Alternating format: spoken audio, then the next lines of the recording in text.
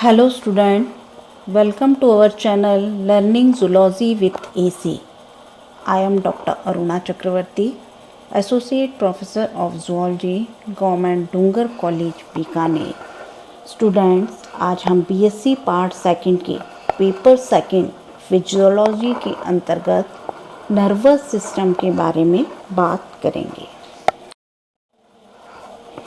प्रकृति ने दो विशिष्ट कोऑर्डिनेटिंग मैकेनिज्म को जन्म दिया है.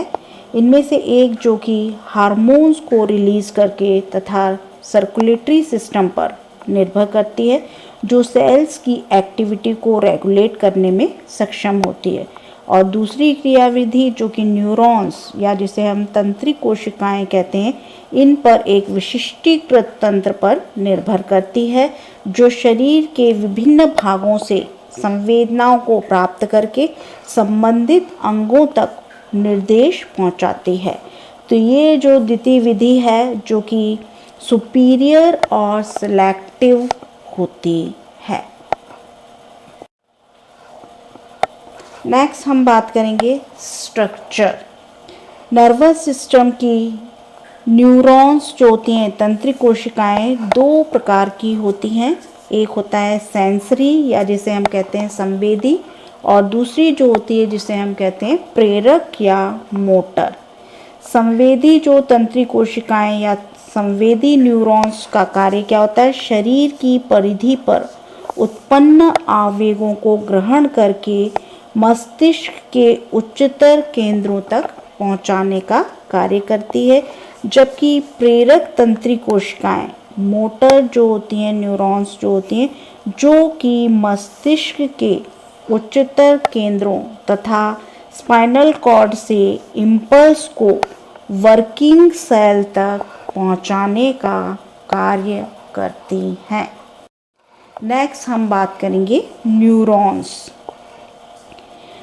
न्यूरॉन्स जो होती हैं एक विशेष प्रकार की सेल होती हैं जो कि सेल बॉडी की बनी हुई होती हैं. इससे अनेक प्रोसेस जो होते हैं वो निकले हुए होते हैं, प्रवर्ध निकले हुए होते हैं, अनेक प्रवर्ध. न्यूरॉन्स जो होते हैं जो कि मस्तिष्क और स्पाइनल कॉर्ड के ग्रे मैटर, क्रेनियल और स्पाइनल नर्व्स तथा ऑटोनोमिक सिस्टम के गैंग्लियन में पाई जाती है. कंडेंस साइटोप्लाज्म से न्यूरोप्लाज्म जो होता है मेम्ब्रेन के रूप में घिरा रहता है. Neurofibrils, mitochondria, Golgi complex, Nissl bodies, melanin तथा लाइपोक्रोम ग्रेन्यूल्स के पिगमेंट रूप में न्यूक्लियस के साथ न्यूरॉन्स पाए जाते हैं. न्यूरॉन्स के द्रव्य से धागे जैसे प्रोसेस जो होते हैं प्रवर्ध निकले हुए होते हैं, जो कि दो प्रकार के होते हैं. एक होता है जिसे हम कहते हैं डेंड्राइट्स, और दूसरा होता है जिसे हम कहते हैं एक्सॉन. डेंड्राइट्स जो होते हैं जो कि ट्री की भांति ब्रांच्ड होते हैं, और ये जो होते हैं एफरेंट प्रोसेस होती हैं, अभिवाही प्रवर्ध होती हैं, जिसमें निसल बॉडी तथा माइटोकॉन्ड्रिया पाए जाते हैं.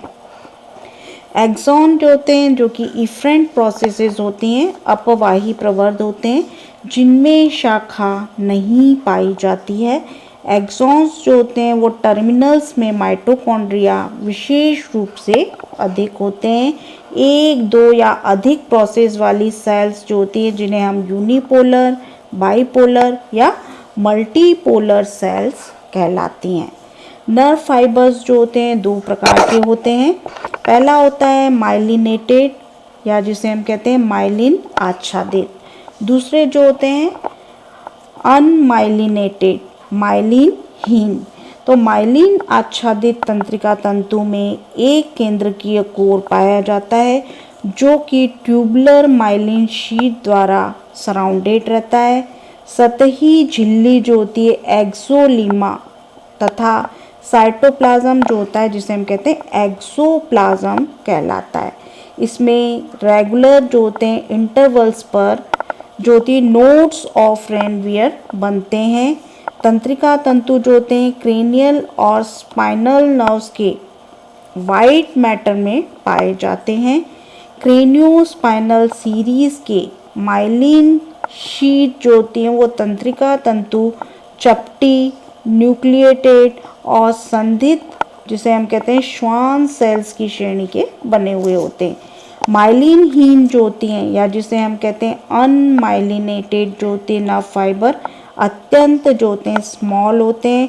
इनमें माइलिन आच्छाद नहीं मिलता है। इनका एक्सॉन जो होता है वो श्वान सेल्स के एक सिंसिशियल न्यूक्लिएटेड आवरण द्वारा परिवेशित होता है और ऑटोनोमिक गैंग्लियन के एक्सॉन इसी प्रकार के पाए जाते हैं। नेक्स्ट हम बात करेंगे प्रोपेगेशन ऑफ नर्व इम्पल्स, तंत्रिका आवेग का संचरण। आकार, स्थिति और संरचना में भिन्नता होते हुए भी सभी तंत्रिक कोशिकाएं या न्यूरॉन्स जो होती हैं 3 मुख्य भागों में विभाजित होती हैं। उत्पन्न करने वाला या जिसे हम कहते हैं जनरेटर, चालक या जिसे हम कहते हैं कंडक्टाइल तथा संचरणशील जिसे हम कहते हैं ट्रांसमिशनल पार्ट। तो आवेग उत्पन्न कर सकने वाला भाग डेंड्राइट, सोमा या कोशिका काय कहलाता है तथा कोलेट्रल्स तक सीमित होता है। चालन या जिसे हम कहते हैं कंडक्टाइल हेतु एक्सॉन्स और संचरण के लिए ट्रांसमिशनल पार्ट जो होता है इसके लिए क्या पाए जाते हैं नर्व फाइबर के किनारे या सिरे होते हैं। नर्व इम्पल्स जो होती हैं तंत्रिका तंतु पर फिजियोलॉजिकल एक्टिविटी की एक तरंग के प्रोपेगेशन में होने वाली फिजिकल और केमिकल घटनाओं का संपूर्ण योगफल या सम टोटल होता है। तो ये इनमें सबसे पहले हम बात करेंगे propagation in non myelinated fibre, myelin रहित तंतु में संचरण। तो तंत्रिका तंतु की जो बाहरी सतह होती है भीतरी सतह के सापेक्ष जो होती है पॉजिटिवली चार्ज होती है।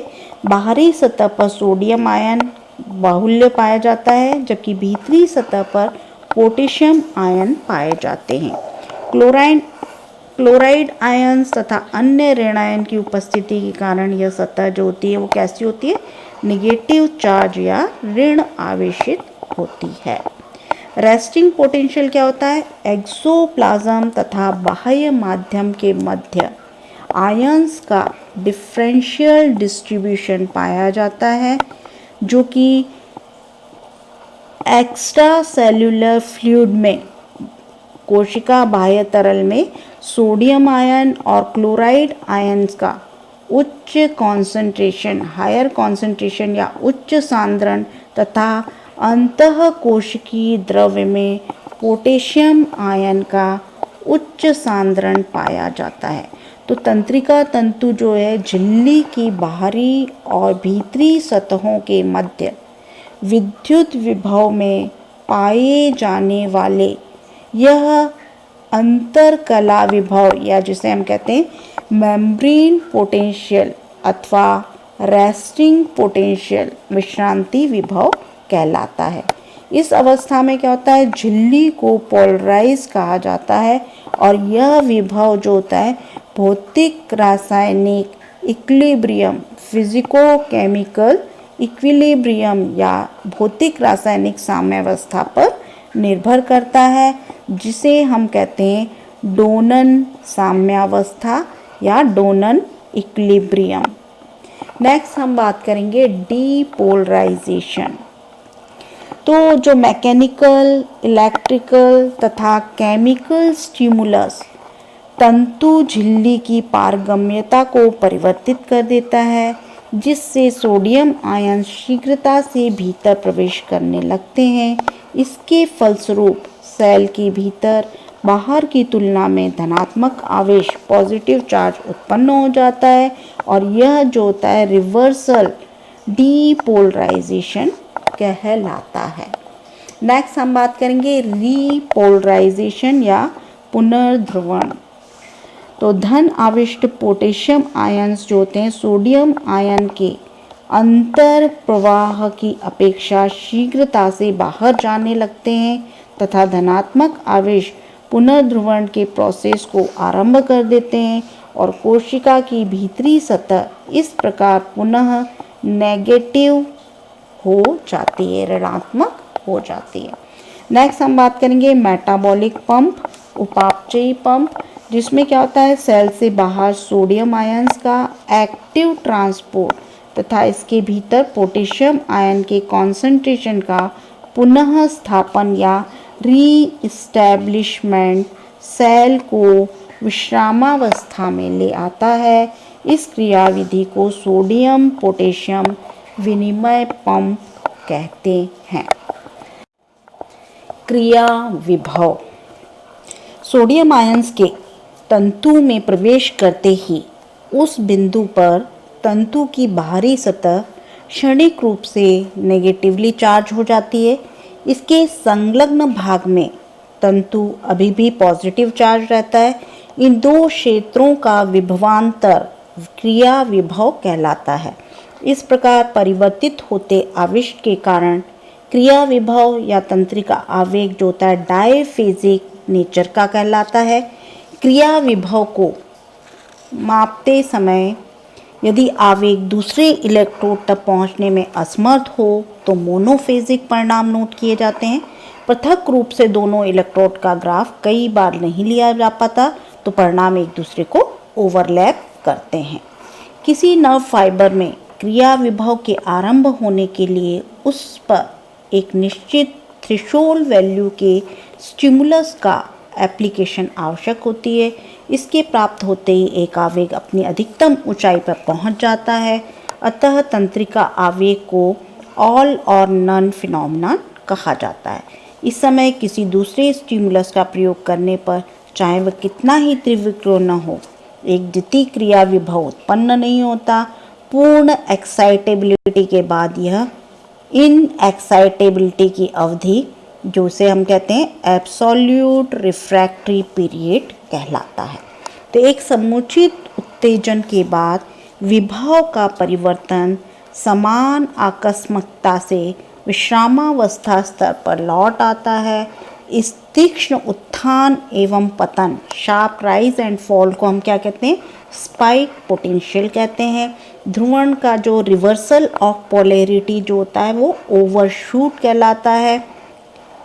विश्रामावस्था स्तर तक पहुंचकर पतन की दर सहसा मंद हो जाती है, जिसे ऋणात्मक या नेगेटिव आफ्टर पोटेंशियल कहते हैं। विश्रामावस्था स्तर के नीचे वाले खंड को हम कहते हैं पॉजिटिव आफ्टर पोटेंशियल।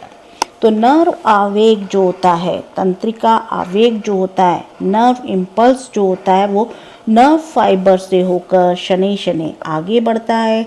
एक जो रीजनरेटिव प्रोसेस है जो कि ऑटोमेटिक सेल्फ रिइंफोर्समेंट को जन्म देता है। इस प्रकार के इम्पल्स जो होते हैं अग्रसर होने वाले डीपोलराइजेशन और रीपोलराइजेशन की एक सेल्फ प्रोपोगेटिंग वेव होती है।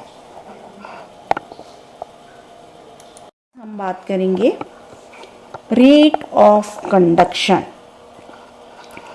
तो माइलिन रहित महीन तंतुओं में कुछ मीटर प्रति सेकंड से लेकर स्थूलतम तंतुओं में माइलिन आच्छादित लगभग 100 मीटर प्रति सेकंड के परिसर में संचरण की दर होती है।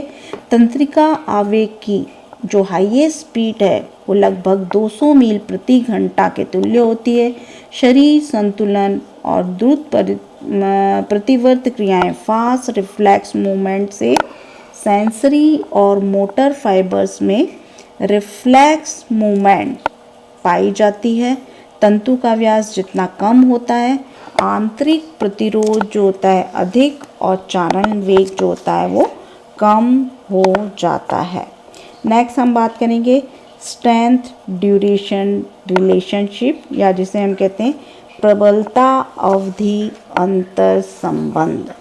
तो क्रिया विभव को आरंभ करने हेतु, क्रिया विभव जो होता है इसको आरंभ करने हेतु तंत्रिका तंतु पर निश्चित निम्नतम प्रबलता और थ्रेशोल्ड वैल्यू का स्टिमुलस का प्रयोग किया जाता है। इसे हम कहते हैं रियोबेस। रियोबेस शक्ति की तीव्रता के साथ न्यूरॉन्स को स्टिमुलेट करने के लिए आवश्यक समय उपयोग किया गया समय जो होता है वो यूटिलाइजेशन टाइम कहलाता है। इन दोनों का जोड़ता जो होता है वलय शक्ति समय वलय कहलाता है। तरंग की प्रबलता तथा समय न्यूरॉन्स में स्टिमुलस द्वारा प्रतिक्रिया को जन्म देते हैं। एक तंत्रिका कोशिका को स्टिमुलेट करने के लिए विद्युत तरंग के लिए एक आवश्यक समय रियो बेस से दुगना चाहिए और इसे क्रोनैक्सी कहा जाता है। सम्मेशन क्या होता है? थ्रेशोल्ड वैल्यू से कम आवेग की दर तथा वेग होने पर स्टिमुलेशन पूर्ण नहीं होता, परंतु जो थ्रेशोल्ड वैल्यू से कम दर से संवेग भी बहुत कम समय के अंतराल पर एक से अधिक बार न्यूरॉन्स को पहुंचाने पर कम थ्रेशोल्ड वैल्यू के आवेग आपस में जुड़कर एक प्रतिक्रिया को जन्म देते हैं और यह अभिक्रिया कहलाती है सम्मेशन।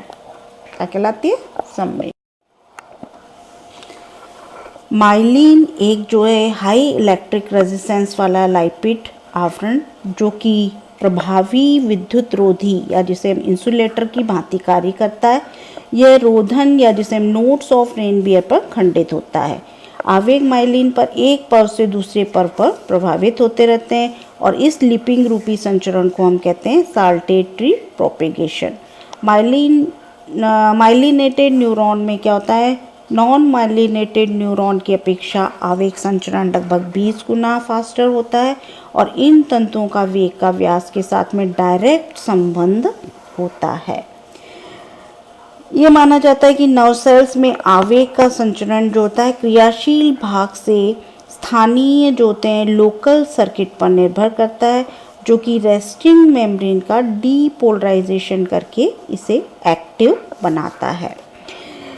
तंत्रिका तंतु की सतह पर दो इलेक्ट्रोड जोड़े जाएं तो तंतु पर इलेक्ट्रोड्स में इलेक्ट्रॉनिक पोटेंशियल जो होता है विद्युत विभव जो होता है उत्पन्न होकर आसपास फैलता है और यह विभव इलेक्ट्रोड के नीचे काफ़ी दूर पर घूमता है घूमता है तो इसे हम कहते हैं कोर कंडक्टर जो कि तंत्रिका तंतु को हम क्या मानते हैं? कोर कंडक्टर जो कि द्रव्य पदार्थ एक्सोप्लाज्म को उच्च विद्युत अवरोधन की कोशिका झिल्ली की सतह सुचालक माध्यम की सतह गिरा हुआ एक सक्षम सिलेंडर के रूप में कार्य करता है और झिल्ली जो होती है वो पोलराइज होकर सिस्टम में इस प्रकार प्रयुक्त होती है कि तंतु जो होता है वो कंडेंसर की भांति जो कि पोलर अंतर होने पर ध्रुवीय अंतर होने पर क्रियाशील हो सके कार्य कर सके।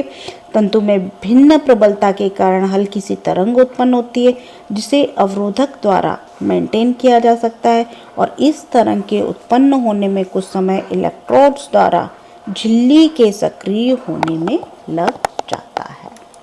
हम बात करेंगे मेटाबॉलिज्म ऑफ नर्व सेल्स। तो तंत्रिका आवेग के संचरण में तथा विश्रांति अवस्था में भी शुगर ऊर्जा का प्रमुख स्रोत होती है। प्रोटीन तथा वसा का प्रयोग में आती है। प्रोटीन और वसा भी जो होती है प्रयोग में आती है। ऑक्सीजन की एब्सेंस में तंत्री कोशिकाएं या जिसे हम कहते हैं न्यूरॉन्स लैक्टिक एसिड उत्पन्न करती है जिससे सिद्ध होता है कि ग्लाइकोजन प्रमुख ऊर्जा स्रोत है। उत्तेजना के समय माइलिन आच्छादित या जिसे हम कहते हैं माइलिनेटेड नर्व में लगभग सामान्य से 4 गुना अधिक मेटाबॉलिक रेट बढ़ जाती है। सेंट्रल नर्वस सिस्टम तथा नॉन माइलिनेटेड नर्व के एक्टिव होने पर कार्बोहाइड्रेट का मेटाबॉलिज्म होता है। माइलिनेटेड नर्व्स में माना जाता है कि आरएनए प्रयोग में आता है। अन्य पदार्थों के निर्माण हेतु माध्यम बनता है। क्रिएटिन फॉस्फेट एक अन्य यौगिक है जो स्वयं क्रिएटिन और फॉस्फेट में टूटकर ऊर्जा प्रदान करता है। एसिटाइल कोलिन भी तंत्रिकाएं प्रयोग में लाती हैं जो एंजाइम एसिटाइल कोलिन एस्ट्रेज की उपस्थिति में एसिटाइल कोलिन एस्ट्रेज की प्रेजेंस में एसिटिक एसिड और कोलिन में ब्रेकडाउन होता है। नेक्स्ट हम बात करेंगे production of heat during nerve conduction. तो एक आवेग के संचालन के प्राय 10⁻⁻⁻ कैलोरी प्रति ग्राम तंत्रिका तंतु के अनुपात से ऊष्मा निकलती है। शुरू के क्रिया विभव उत्पन्न होने तथा रेस्टिंग प्रोसेस में लगभग 1/30 भाग ऊष्मा बाहर निकलती है। यह ऊष्मा फॉस्फेट बॉन्ड के टूटने और दोबारा ग्लूकोज और अन्य पदार्थों के ऑक्सीकृत होने पर नए फॉस्फेट बॉन्ड के निर्माण के कारण उत्पन्न होती है। नेक्स्ट हम बात करेंगे effects of anaesthetics in the nerve conduction. बेहोशी की दवाइयाँ तंत्रिकाओं पर विपरीत प्रभाव दिखाती हैं। यह तंत्रिका संचलन रोकती हैं। इनकी सांद्रता और तंत्रिका का हिस्सा जिस पर यह प्रयोग की जा रही है इसके प्रभाव के लिए महत्वपूर्ण होती है। यह स्टिमुलस की थ्रेशोल्ड बढ़ा देती हैं। स्टिमुलस जो होती है इनकी प्रभाव सीमा बढ़ा देती हैं। साथ ही मुख्य रूप से ये रसायनों के प्रति तंत्रिकाओं की सहन शक्ति घटाती हैं, संचरण या प्रोपेगेशन की दर घटाती हैं और रिफ्रैक्टरी पीरियड या अनुतेजक अवधि भी बढ़ाती हैं। इस प्रकार बेहोशी की दवाएं तथा नशा तंत्रिकाओं की उत्तेजनशीलता समाप्त करती हैं। स्टूडेंट्स, आज हमने नर्वस सिस्टम के बारे में बात की। नेक्स्ट क्लास में हम सिनेप्टिक ट्रांसमिशन के बारे में बात करेंगे। Thanks for watching.